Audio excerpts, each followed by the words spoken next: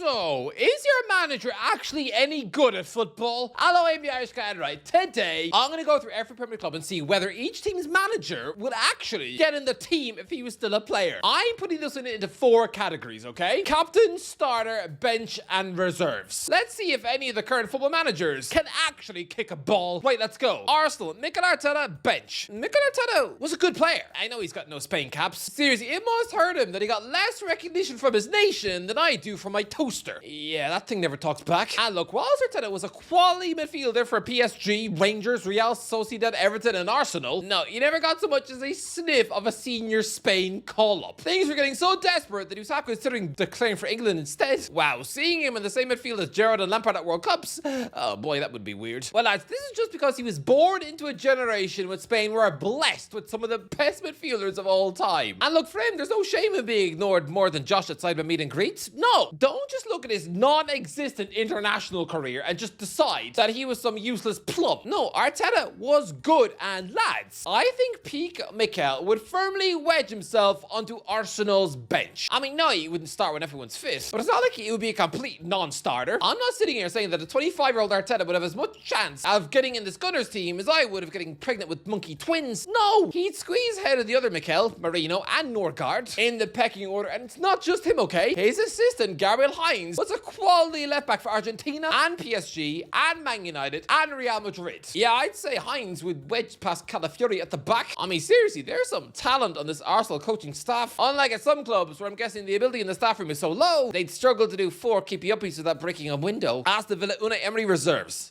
It is mad. I don't think there's been a more instant drop-off in both the coaching ability and the playing ability between managers at a club, because let's be real here, Aston Villa's previous manager would be the greatest player to ever pull on a Villa kit. It's just a shame that Stevie G was also about as tactically sound as a dead chipmunk. But yeah, I mean, if he was still at the wheel, then a prime Gerrard would have been an obvious shoe-in for Villa captain. Seriously, you might as well have got the armband tattooed on his bicep, because I don't care if John McGinn is a sound geezer who works hard. Oh no, Gerrard would need a player like him on toast. However, Unai Emery, brilliant tactician, sure, but oh wow, he clearly only became a millionaire as a manager, because as a player, he was just a lower league journeyman chump in Spain. Some putty midfielder probably had the first touch of a squashed lemon. I mean, if Villa had access to picking a young Emery as a player, oh no, they would banish him to the reserves, and he'd have about as much chance of making it at this club as you do of knocking up an elephant. Next, Bournemouth Andoni Iraola captain. Andoni Iraola is one of the rare examples of a brilliant manager who was also a brilliant player. Look, the guy is an elite coach, sure, and people are finally waking up to that. I've been barking up this tree for years, and people kept looking at me as if I was stupidly backing a cow to one day have a picnic on the moon. Seriously, my love for Iraola looked creepy and strange, right? Nobody could understand it, as if I was spending day after day getting married to mice. However, he is a terrific manager, and well, he was Marcelo Bielsa's captain for years at Athletic Bilbao, an absolutely superb right back who played 7 times for Spain back when Spain were the best in the world. Look, I know Bournemouth's current right back, Alex Jimenez, is a decent young talent who's represented Real Madrid and AC Milan, far bigger clubs than Iraola ever played for, so you would assume that on paper Iraola would not start, right? But no, he would, and he would captain this club. Next, Brentford Keith Andrews starter. Oh, this one is closer than you might think. I'm guessing some younger people watching this video will have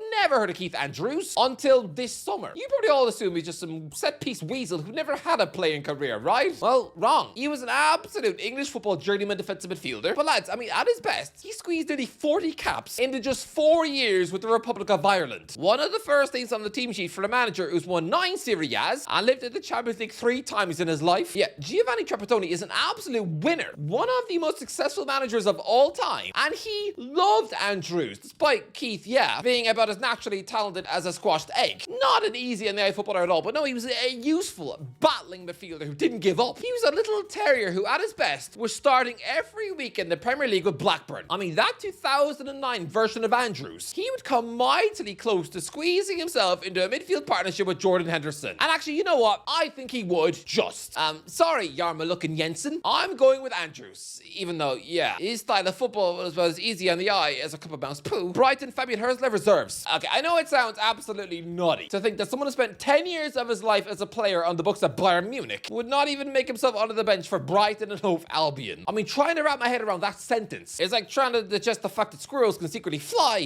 What? Because no, Hersler knows himself, okay? He was a defensive midfielder who at his peak was, yeah, a quality Germany underage midfielder, but his dodgy knees forced him into early retirement. And so, yeah, considering Brighton have an absolute abundance of midfielders, so much so that they didn't even have any room for Matt O'Reilly anymore, then yeah, Brighton reserves. Burnley, Scott Parker, captain. Yeah, Scott Parker, this is probably the easiest choice on the list. He'd absolutely start for Burnley and captain Burnley and be their best player by a million miles. Lads, this is somebody who captained England. Yeah, seriously, Stuart Pearce gave him the armband over Steven Gerrard, which Gerrard was mightily miffed at and felt a bit insulted by that, but still, Parker was top. Played Champions League football for Tottenham, was brilliant at West Ham, and I thought he was very good at Newcastle too. Charlton and Chelsea as well. Like, he was a top footballer. Really, really good. If he existed in modern day times, not only would he captain Burnley for fun, I think he would start for England. Seriously, I think he'd be a dream for Thomas Tuchel to have as the defensive midfielder beside Declan Rice in a 4-2-3, with something like that. Honestly, he'd be unbelievable nowadays. Wow, imagine if Burnley had both Company and Parker in their starting 11. They'd stay up easy. Chelsea, Enzo Maresca, bench. Enzo Maresca was a quality midfielder. I know, the fact that his playing days began with sharing a dressing room with Graham Potter at West Brom would lead you to think that this Chelsea manager had the midfield ability of a burnt spider, right? Well, no, because he went on to try and fill the Zidane void at Juventus. He joined Fiorentina at Sevilla, where he scored twice in the Europa League final, and then he bagged in the Super Cup win over Champions League winners Barcelona. Sure, he was a journeyman midfielder who never settled anywhere, but he was a good player. He even helped Malaga qualify for the Champions League for the first time in their history. He was a good player, honest. Don't just sit there and think he's one of these modern coaches who'd embarrass himself in training sessions by showing the ball control of a mashed potato. No, he was good. However, Chelsea's midfield too cost £100 million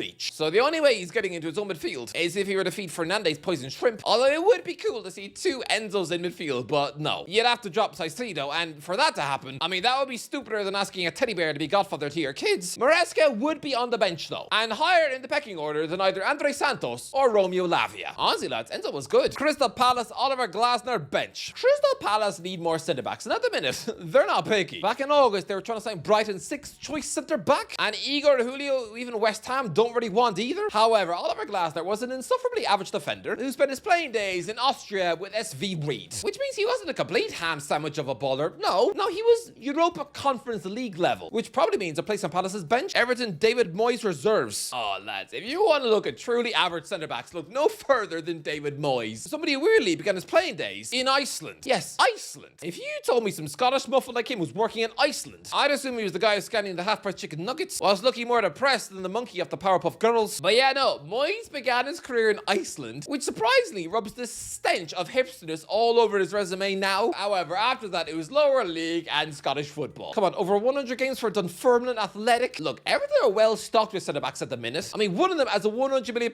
price tag, so yeah. I'm sorry, Moisey, but you'd be in the reserves for sure. Fulham, Marco Silva, reserves. Marco Silva was a right back who played lower league Portuguese football all his life, jumping between the second and third divisions. A quality manager, sure, but I doubt he was even good enough to make much money as a player. Seriously, it is a good job that he's a quality manager, because otherwise, he'd probably be back in Portugal selling sausages from a van. No chance would he come anywhere near Fulham's squad. No way. He probably won't even make the reserve team starting 11. Leeds, Daniel Farke, reserves. I don't want to be mean, but lads, does anyone think Daniel Farke looks like he was any good at football? No, he looks like a chubby pirate who only got into football management after winning a competition whilst working at a car wash. Seriously, look at his Wikipedia page. His entire career is relegated to just 4 sentences. I mean, look, I've never read the books, but I'm guessing more sentences would have been devoted to Jon Snow taking a poo in a bush. But yeah, he was a German lower league striker, and I'm guessing not a single person watching this video has ever seen him play. Seriously, no chance. Farke didn't even become famous until what? 6 years ago as Norwich boss? Nobody knew of him as a player. His entire career was just one big secret. There's probably not even any footage of any of his goals. It's a mystery. So yes, despite Leeds having no strikers who could actually score right now, then still this German chicken nugget, still no chance of even making the squad. I mean, the club recently sacked Patrick Bamford for not being good enough. Yeah, he's played for England and lived on my foot. Farke would have no chance. Liverpool, Arne Slot reserves. Yeah, all I really know about Arne Slot's playing days was the fact that he played midfield for NAC Breda as they were crushed 5-0 by Newcastle in 2003. That's it. Again, this is another modern day top coach who is an absolutely anonymous chicken pie of a footballer. Seriously, this guy had such a limited ability playing bottom half Eredivisie football that he probably wouldn't even be seen dead now joining in with the Liverpool training sessions. He would get embarrassed quickly. Look, he'd have marginally more chance of of getting closer to the first team squad than Klopp ever did? Maybe, but come on, Slot was brutally average. His international career is just one cap for the Netherlands under-19s in 1996. So sure, I mean, I guess he must have been one of the brightest young Dutch talents in the world for a week, but other than that, no. If he was a Liverpool now, he'd be playing in the reserves. Man City, Pep Guardiola captain. Pep Guardiola is a much better manager than he was as a player, but despite what Samuel Eto'o thinks, Guardiola was not an average player. He was brilliant. Come on, nearly 400 games under his belt for Barcelona. You don't do that if you're just a midfield banana who's no more talented than a toothpick. I mean, sure, he completely melted like sun cream in the sink after the age of 30. Things went downhill quick, spat out to Qatar and Mexico for cheap paydays, and by his own admission, he wasn't good enough to earn a deal at Wigan. But as a defensive midfielder, he was the 90s Busquets in La Liga. Just a less good version. He was like the Aldi version of Busquets. Barcelona's version of Frosted Flakes. Now, it is still tough to get into Man City's midfield, sure. I mean, let's not forget, the bloke who plays in Pep's position has won a Ballon d'Or. Yeah, but Rodri's body is also held together with banana skins, which is why Nico Gonzalez is squeezing himself a bunch of starts. And with Bernardo Silva getting older, with Phil Foden hit and miss, and with Tierney Reindeer still being very good, but still not a patch on De Bruyne, then City's current midfield looks like its weakest in, 10 years? Back in the days before De Bruyne, when coaches were pleading with Samir Nasri to put down the cheeseburger. So yeah, I think Pep would start, and he'd be City captain. Next, Man United Ruben Amorim starter. Ruben Amorim is probably the first permanent Man United manager who I'm confident would start, which is weird to think, considering Ruben wasn't exactly elite. At his best, he was just some utility player who sat on the Portugal bench a bunch of times. And look, I know you probably all think that Solskjaer was a shoo-in to start for Man United now, but are you sure? Because the Norwegian spent most of his career also on the bench. Look, I think Amorim is absolutely tailor-made for this system. He was a versatile player who didn't really have a position. At Benfica, he played right back, right midfield, defensive midfield, central midfield, attacking midfield, right wing, left midfield, and left back. He played almost everywhere. He would absolutely squeeze his way into right wing back in this Man United team. I'm confident that he would, which feels bananas considering he wasn't even a top elite player. He was good, decent, probably Europa League level. Maybe I'm being way too generous to say, but yeah, I think Amorim would start. Newcastle Eddie Howe reserves. I love Eddie Howe, but no. No.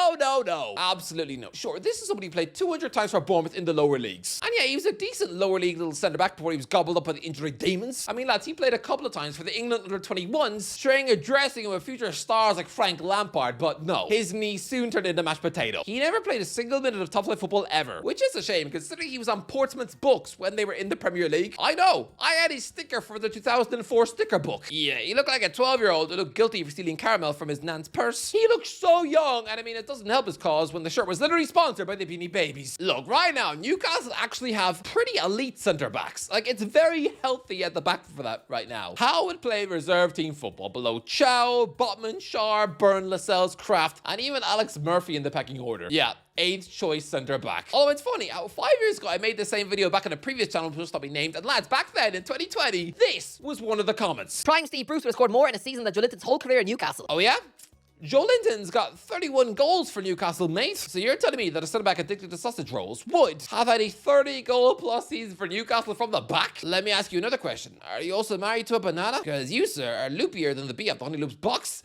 Okay, it's 5 years later. I hope whoever wrote that comment isn't dead. I'm nodding a far Sean Dyche bench. Yeah, Sean Dyche, a lower league 90 centre-back. Someone who I'd imagine was just a big lump who used to head it 40 times a game. Like how he never squeaked a minute in the top flight. A full-on championship centre-back. Although, let's be real here. He was championship in the 90s. So now that everyone has evolved to loving ball-playing defenders, that means poor old Dyche would nowadays probably be relegated down to League 1 standard. So maybe Forest reserves? Honestly, asking Murillo to play next to Dyche, but like asking Beyonce to wash her armpits with milk. Sunderland Regis Labrie reserves. Look, Regis Labrie seems like a completely unknown quantity of a person. He's come from nowhere to shock the world with Sunderland, sure, and his playing career wasn't up to much. A handful of lower league games in French football with Rennes and Loyal, before retiring in Belgium in 2003. That must be quite disappointing considering during the early 90s, he was a centre-back for France, under 15s, under 16s, and under 17s. But yeah, no, still, Sunderland reserves. Tottenham Thomas Frank reserves. Look at his Wikipedia page. What is that? Thomas Frank's playing career is just one big question mark. I think it's safe to say that Thomas Frank is the worst manager in the league when it comes to playing football. He wouldn't even make the Tottenham reserve team squad. Oh no. A peak Frank would be kicked out of the building on the first day and told to sell chicken nuggets across the road. If he's lucky, they might ask him to flog Teddy bears in the club shop. West Ham, Nuno Santo reserves. Lads, West Ham need a new goalkeeper. They tried upgrading Alphonse Areola in the summer, and that failed quicker than the Fresh Prince reboot. So, with Nuno Santo being a Champions League winning goalkeeper, and somebody who did go to Euro 2008 with Portugal, he might have a faint chance of scraping a West Ham start, right? But no, let's be real, his entire career was as a bench warmer. I know he is somebody who Jose Mourinho personally signed for Porto in 2002, so clearly he must have had some chunk of talent, and if there was no such thing as Cudicini, Jose would have probably brought him to Chelsea as a backup to Peter Cech. He was good at warming the bench. Jose liked him. He liked him so much, even let Santo take a penalty in a match. But look, let's be honest, Santo will be third choice West Ham goalie, behind Areola and Hermansen. I mean, come on, Areola's played for PSG and Real Madrid. Sorry, Nuno, but no. Wolves, nobody. Yeah, Wolves don't have a manager yet, but